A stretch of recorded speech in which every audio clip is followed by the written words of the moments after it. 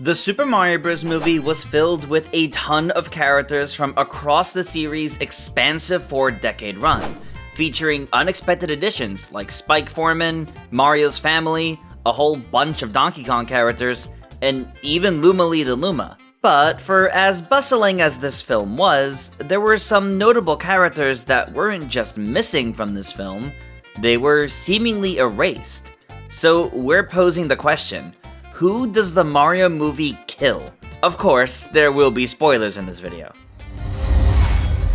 Starting off, let's talk about Toadsworth. Seemingly, he is replaced by a blue toad that seems to be the leader of the council. This toad is notably older, even wears glasses and a similar outfit to Toadsworth, with the longer vest, a button-up shirt, and a bow tie.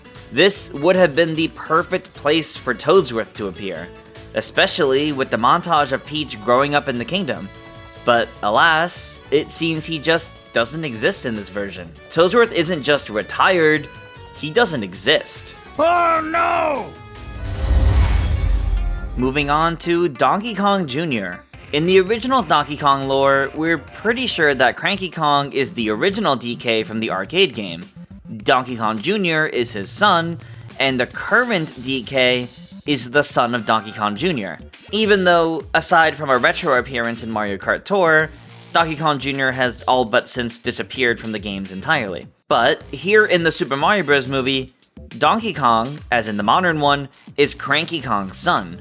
So was DK Jr. just erased entirely?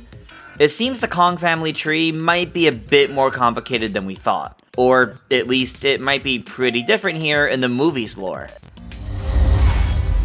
Going from one Junior to another, let's talk about Bowser's son, Bowser Jr., because he was notably missing from the movie. Now, it's possible that this was just because they were focusing more on adapting the classics, and since Bowser Jr. wasn't introduced until Mario Sunshine, they wanted to save him for later. But having Luma Lee the Luma in this film, I don't know about that. It definitely makes Junior become an interesting omission. But also, seriously, how could Bowser not invite his own son to his wedding? Oh, well then I guess that explains everything. Jokes aside, perhaps this further sheds light on Bowser Jr.'s origins. Maybe he just simply doesn't exist yet at the time, and we'll see him in a future movie, with Mama Peach confusion and all. Moving on, Bowser's iconic 7 Koopalings also weren't in the film. Or were they?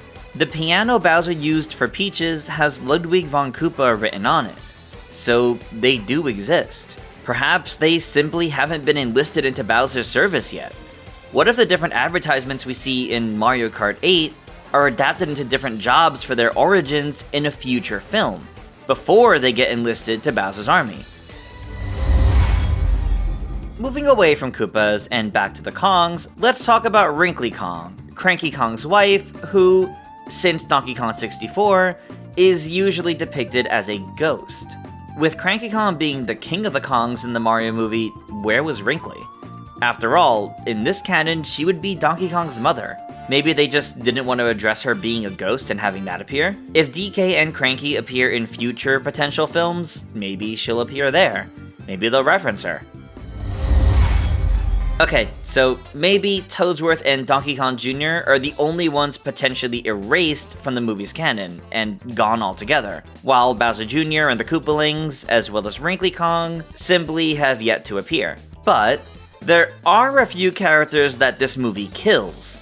On screen, in fact. So can we get a little in memoriam going real quick?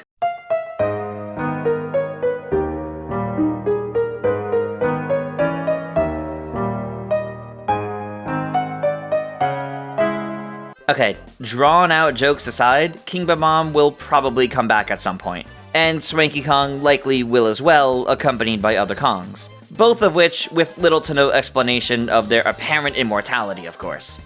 But the Blue Shell Koopa General is a curious one. We could still see him serving in Bowser's army in a future film, or he may simply be gone, replaced by other characters to fill the same role, and his disappearance never explained, beyond blowing up Rainbow Road at least. And there you have it, a breakdown of the characters that the Mario movie kills or erases. It would certainly be interesting to see any of these characters appear in a potential sequel. But what do you guys think? Any other characters come to mind that we didn't bring up here? Let us know down below, and stay tuned to GameXplain for plenty more on the Super Mario Bros. Movie. Until next time, farewell.